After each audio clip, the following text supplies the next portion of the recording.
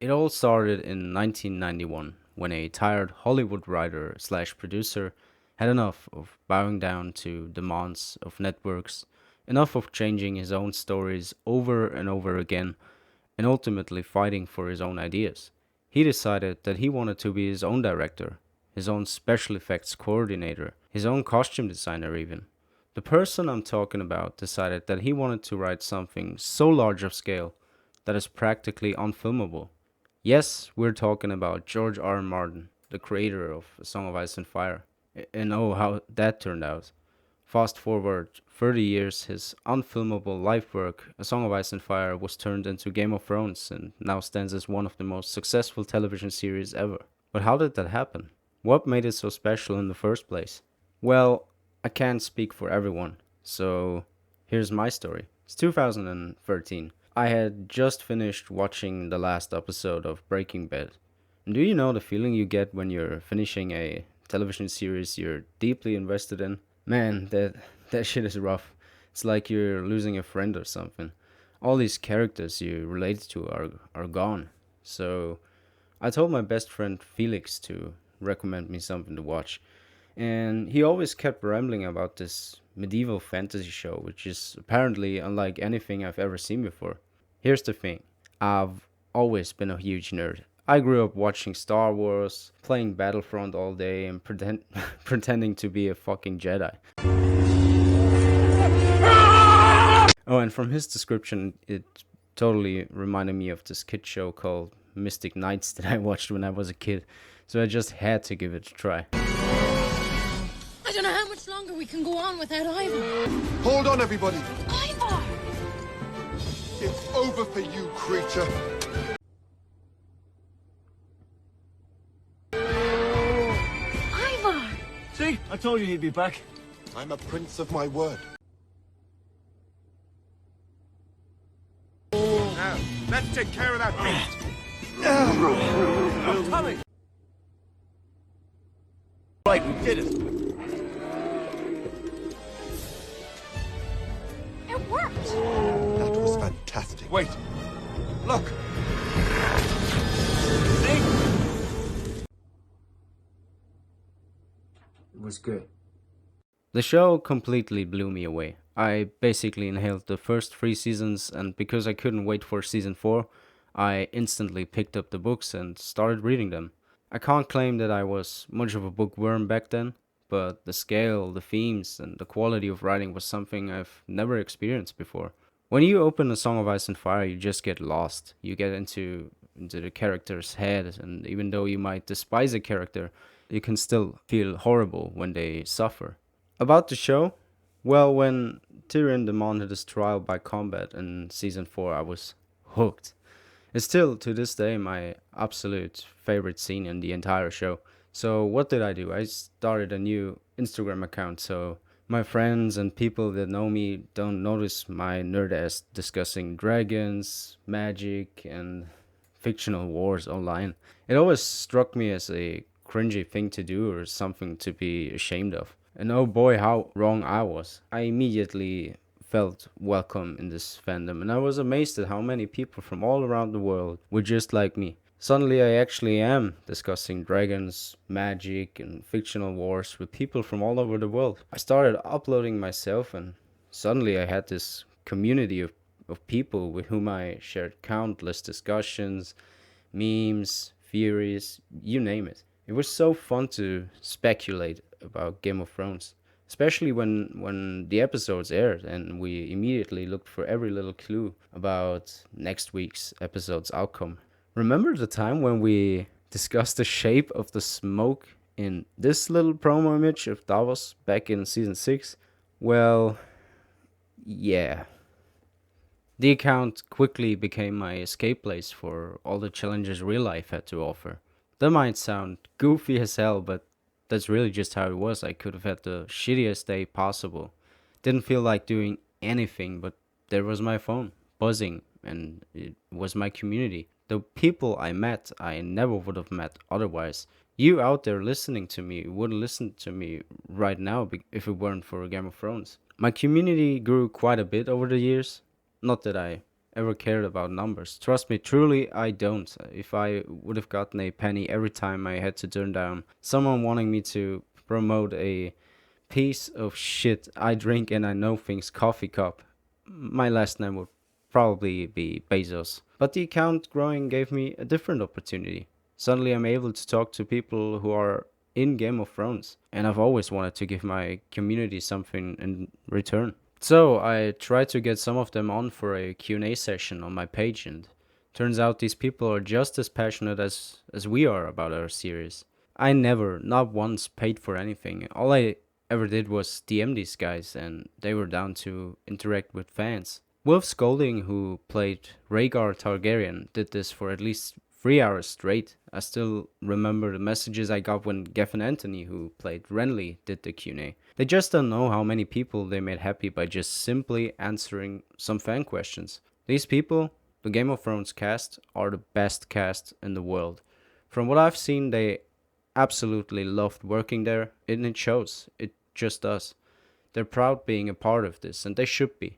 Take, for example, people like Eric Nolan, who endured 55 straight nights of filming the Long Night episode, and all of that in sub-freezing temperatures. They're the unwritten heroes of the story. So what made Game of Thrones special for me? It gave me the chance to connect with people all around the world and gave me a place of comfort when life wasn't as easy. And for that, I will always have a place in my heart for this fandom. But before I end this, let's hear it from some of the amazing people themselves. Hey, it's me, Sam Coleman, aka Young HODOR, or Willis, from Game of Thrones. That should have been the theme tune. And what is my favourite, fondest memory? Whoa, I was only on the show for a week and a half, and already I've got so many memories. It was a while ago now, but my fondest memory of being on the show, or being involved in this production. Well, number one, meeting Max von Sydow, the late great Max von Sydow, absolute legend. Getting to sit in a metal container and make up an operetta with Isaac Hempstead Wright, an improvised operetta. That was pretty cool. Getting to be on the Winterfell set, getting to stand in Winterfell and perform or not, just getting to be there was pretty awesome. So many things. Oh my gosh, I mean, the whole thing, the whole show. I was only there for a week and a half and I just felt so welcome. It was my second ever big acting job and amazing. Just every single member of cast, crew, everybody just knew what they were doing and was so kind and so polite and so forgiving of newbies like myself coming in and sort of working out what on earth we're doing and trying not to sort of fangirl over every single thing because I was in Winterfell. My God, I was in Winterfell. And, just it was like, I was a happy little cog in a really big, well-oiled machine, and it was such great fun.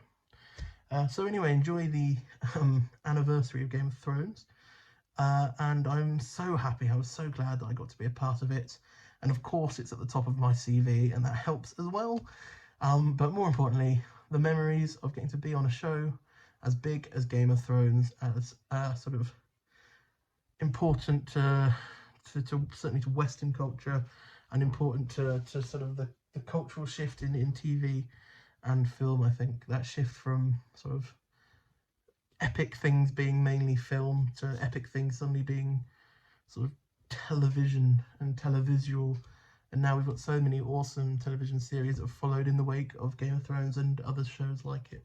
So thanks for watching, and I'm so glad to have been a part of it. I'm going to stop talking now and go back to my go to what I was doing before this video, which was I was just standing here holding this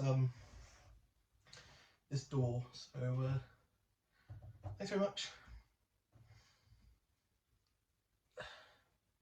Thank you.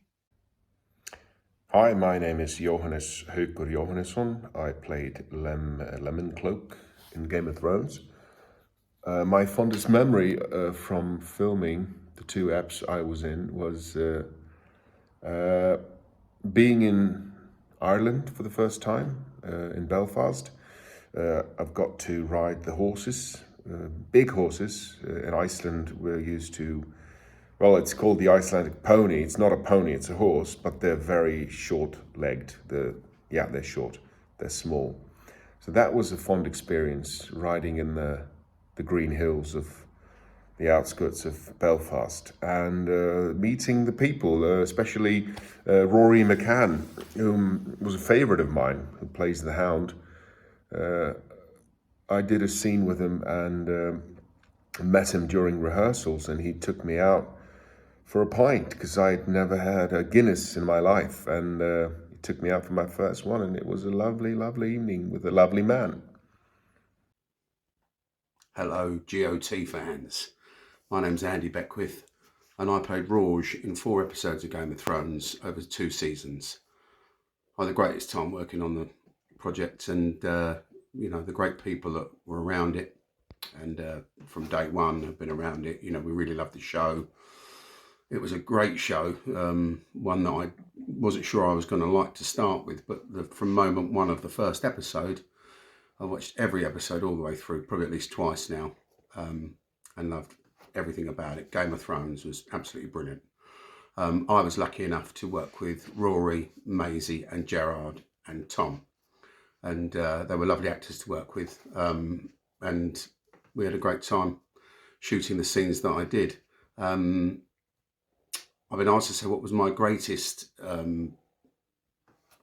memory of Game of Thrones, and it's hard because they're all really great, but there's a couple I pick out. One would be when we filmed in 2011. My wife came over, and it was Lady Gaga was there doing the HMV Music Awards, and she was performing, and they were having the after party at the Europa, which is the hotel I was staying at. Of course, the next morning I had a 5:30 pickup time. So when we got there, we were told, do you want to go and stay at another hotel? We said, no, we're happy here. Do you want some earplugs? We said, that's wonderful. I just said, can you put me on like the furthest floor upwards, where we might not hear the music? Of course, when you put your earplugs in, 1, you can hear yourself snore, and 2, you could hear all the bass coming up from the ground where the party was. But it was a wonderful time, and that was great. And the other one is of after finishing Game of Thrones, I went off to do a film in America called The Infiltrator, which was directed by Brad Furman and starred Bryan Cranston. And I was at the hotel, and there was a lady came up to me, and she was such a big Game of Thrones fan. She knew who I was, and she said that her son was struggling a bit with his confidence and stuff at home in New York. And she asked if I'd be able to do a little message to him and a picture, which I did. And I think it was a couple of weeks later, I received a lovely picture of him holding my picture of the character Rouge that I played. And he was smiling and he seemed very happy. And I hope it helped him because he was also a massive Game of Thrones fan. So Game of Thrones has gone. I believe there's going to be the other shows coming in, the prequels, I believe. I think Maisie Williams is going to be doing something on her own, which can't wait to watch. And yeah, so lovely. Thanks very much. My name's Andy Beckwith. I'm an English actor, and I just want to wish everyone happiness, safety, and be well, and enjoy the sunshine. Cheers. Thanks very much. Bye. Hello, Dean Jagger here. So basically, I'm gonna tell you what my favorite, fondest memory was of shooting Game of Thrones, and it's different actually. So when I was shooting Battle of the Bastards, we was there for like 3 months, and I've got to say I was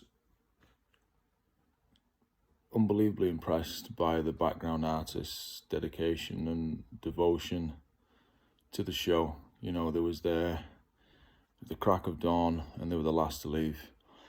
And my favourite moment was with them.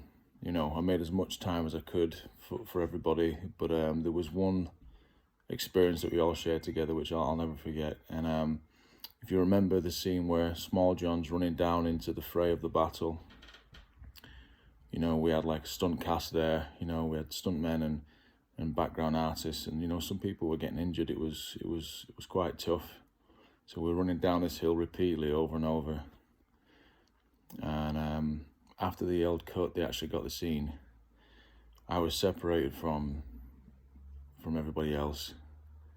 I went one way and they went the other way, and I'm walking up this hill, and it's gonna sound like a little bit cheesy, but I just wanted to show my kind of appreciation and gratitude, because I probably wasn't going to see him again anyway. So I so I drew my sword, and I just did this like huge war cry, and then nearly all of them, it was just like it just happened, and they all did the same, and it was just one of those fun moments for all of us, you know, to say that we got it done. And that's my favorite moment of Game of Thrones.